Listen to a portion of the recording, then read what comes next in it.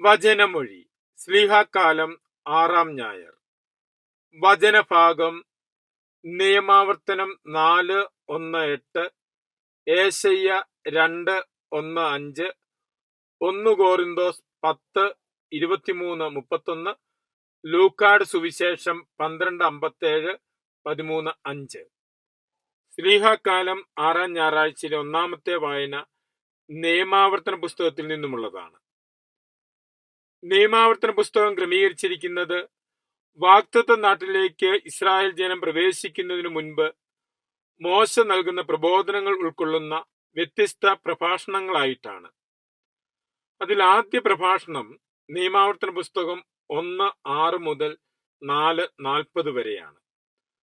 മരുഭൂമിയിലുള്ള Israel ജനത്തിന്റെ യാത്രയെ അനുസ്മരിച്ചുകൊണ്ട് മോശ നടത്തുന്ന പ്രഭാഷണമാണ് നിയമാവർത്തന പുസ്തകം 1-ാം അധ്യായം 6 മുതൽ 4:40 വരെ.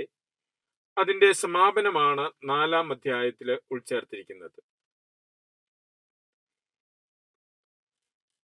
ഈ വചനഭാഗത്ത് മോശ ജനത്തോട് ആവശ്യപ്പെടുന്നത് തന്നിലൂടെ ദൈവം നൽകിയ നിയമം ഇസ്രായേൽ ജനത കേൾക്കുക മാത്രമല്ല, മറിച്ച് അവർ അത് അനുഷ്ഠിക്കുന്നവരാകണം. നിയമം കേൾക്കുന്നവർ മാത്രമാകാതെ അത് പ്രവർത്തിക്കുന്നവരാകണം. വചനഭാഗത്ത് ആവർത്തിച്ചു പറയുന്ന കാര്യം നിയമം അനുസരിക്കണം, അനുഷ്ഠിക്കണം, പ്രവർത്തിക്കണം, നിയമം ജീവിക്കണം എന്നൊക്കെയാണ്.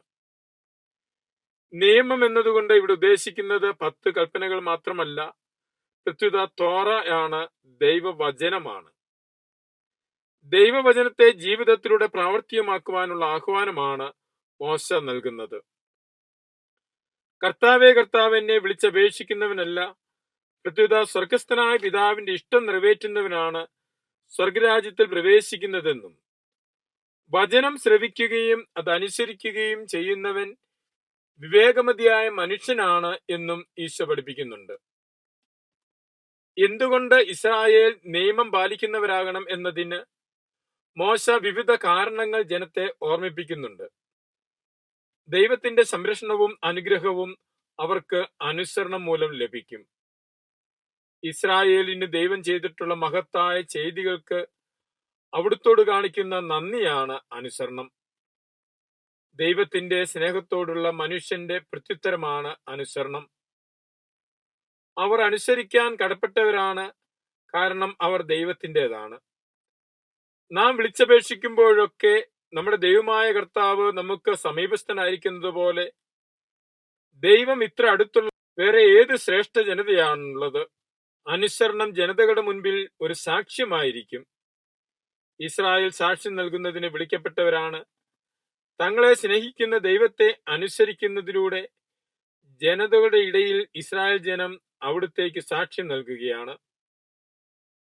ഇസ്രായേലിന് വരാനിരിക്കുന്ന മഹത്വത്തെക്കുറിച്ചാണ് 2-ാമത്തെ വായനയിൽ ഏശയ്യാ പ്രവാചകനിലൂടെ സംസാരിക്കുന്നത്.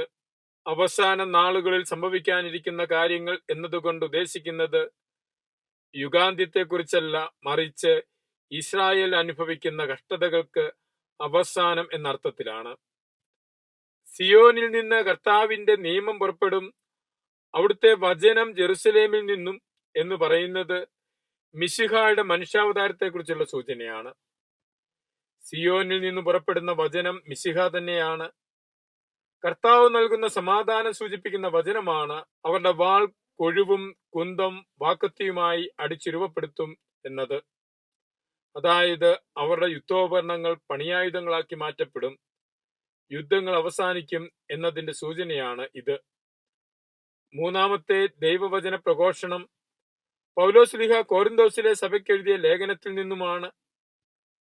കോരിന്തോസിലെ വിശ്വാസികൾക്കിടയിലുണ്ടായിരുന്ന ചില പ്രശ്നങ്ങൾക്ക് ഉത്തരം കൊടുക്കുന്നതിന്റെ ഭാഗമായുള്ളതാണ് ഈ വചനഭാഗം. ആദിമസഭയിൽ, പ്രത്യേകിച്ച് പൗലോസ്ലീഹയുടെ പ്രവർത്തന ഫലമായി വിജാതിരുടെ ഇടയിൽ രൂപം കൊണ്ട കോരിന്തോസിലെ സഭയിൽ ചില പ്രശ്നങ്ങളുണ്ടായിരുന്നു. അവയിലൊന്ന് വിശ്വാസത്തിലേക്ക് വരാത്തവരുമായുള്ള വിശ്വാസിയുടെ ബന്ധം എപ്രകാരമായിരിക്കണം, അവരുടെ ആചാരങ്ങളോടുള്ള മനോഭാവം എന്തായിരിക്കണം എന്നതാണ്. ശ്ലീഹ പറയുന്നു, നിങ്ങൾ സമൂഹത്തിൽ ജീവിക്കുമ്പോൾ മറ്റുള്ളവർ നിങ്ങളെ ഭക്ഷണത്തിന് വിളിക്കുകയാണെങ്കിൽ അവർ വിളമ്പിത്തരുന്ന എന്തും മനഃശാഞ്ചല്യം കൂടാതെ ഭക്ഷിച്ചുകൊള്ളുക. കാരണം ഭൂമിയും അതിലുള്ളതെല്ലാം കർത്താവിൻ്റെതാണ്. തുടർന്നാണ് ഒരു പ്രത്യേക വിഷയം പൗലോസ്ലീഹ ചർച്ച ചെയ്യുന്നത്. അതായത് കഴിക്കാൻ വിളമ്പിയിരിക്കുന്ന ഭക്ഷണം വിഗ്രഹങ്ങൾക്ക് അർപ്പിച്ചതാണ് എന്നാരെങ്കിലും പറഞ്ഞാൽ എന്തു ചെയ്യണം? ഇപ്രകാരമുള്ള മാംസം ലഭിക്കാൻ രണ്ട് സാധ്യതകളുണ്ട്. മേൽപ്പറഞ്ഞ വിധത്തിൽ വിജാതിയുടെ ഭവനങ്ങളിൽ ഭക്ഷണത്തിനിരിക്കുമ്പോൾ, അല്ലെങ്കിൽ വിഗ്രഹങ്ങൾക്ക് അർപ്പിച്ച മാംസം ചന്തയിൽ നിന്ന് വാങ്ങുന്നത്. അക്കാലത്ത് വിജാതിയരുടെ ക്ഷേത്രങ്ങളിൽ ബലിയായി അർപ്പിക്കപ്പെടുന്ന മൃഗങ്ങളുടെ മാംസം ചന്തയിൽ വാങ്ങാൻ ലഭിക്കുമായിരുന്നു. അപ്രകാരമുള്ള മാംസം വാങ്ങി ഭക്ഷിക്കുന്നതും ഒരു വിഷയമായിരുന്നു. പൗലോസ്ലീഹ പറയുന്നു, ഒരു യഥാർത്ഥ വിശ്വാസിക്ക് ഇവ കഴിക്കുന്നത് കൊണ്ട് ഒരു പ്രശ്നവുമില്ല. കാരണം അവനെ സംബന്ധിച്ച് ഒരു ദൈവമേയുള്ളൂ, മറ്റു ദൈവങ്ങളൊന്നുമില്ല. അതിനാൽ അവൻ ഏത് ഭക്ഷണവും കഴിക്കാം. ചുരുക്കി പറഞ്ഞാൽ പൗലോസ് പറയുന്നു, ഭക്ഷണത്തിനൊന്നും മതമില്ല. എന്നാൽ വിശ്വാസത്തിൽ ഉറയ്ക്കാത്തവർക്ക്, പ്രത്യേകിച്ച് ജനതകളുടെ ഇടയിൽ നിന്നും പുതുതായി വിശ്വാസം സ്വീകരിച്ചവർക്ക് ഇതൊരു പക്ഷേ ഇടർച്ചയ്ക്ക് കാരണമാകാം. അതായത് അവർ ഇത്രയും നാൾ പൂജിതമായി അർപ്പിച്ച് കഴിച്ചിരുന്നത് തുടർന്നും അതേ മനോഭാവത്തോടെ കഴിക്കാൻ ഇടയുണ്ട്. അത്തരം സാഹചര്യത്തിൽ ഇപ്രകാരമുള്ള ഭക്ഷണം വേണ്ടെന്ന് വെക്കുന്നതാണ് ഉത്തമമെന്ന് ശ്ലീഹ പഠിപ്പിക്കുന്നു. നിയമങ്ങളെ വിവേകത്തോടെ ഉപയോഗിക്കണം എന്നാണ് ശ്ലീഹ ഓർമ്മിപ്പിക്കുന്നത്. സുവിശേഷത്തിലൂടെ ലൂക്കാ ശ്ലീഹ അനുതാപത്തിനും അനുരഞ്ജനത്തിനുമുള്ള ആഹ്വാനമാണ് നൽകുന്നത്. ന്യായാധിപന്റെ പക്കലേക്ക് പോകുമ്പോൾ തന്നെ ശത്രുവുമായി രമ്യതപ്പെടാൻ വചനം ആവശ്യപ്പെടുന്നു. ശിക്ഷ ഒഴിവാക്കുന്നതിനുള്ള മാർഗമാണത്. ഈശോ പറയുന്ന രണ്ട് ഉദാഹരണങ്ങളാണ് ലൂക്കാ ശ്ലീഹ എടുത്തു കാട്ടുന്നത്. ശീലോഹായിലെ ഒരു ദുരന്തവും പീലാത്തോസിന്റെ ഒരു ക്രൂരകൃത്യം. രണ്ട് ദുരിതങ്ങൾ പരാമർശിച്ചിട്ട് ഈശോ ചില പാഠങ്ങൾ പഠിപ്പിക്കുന്നു.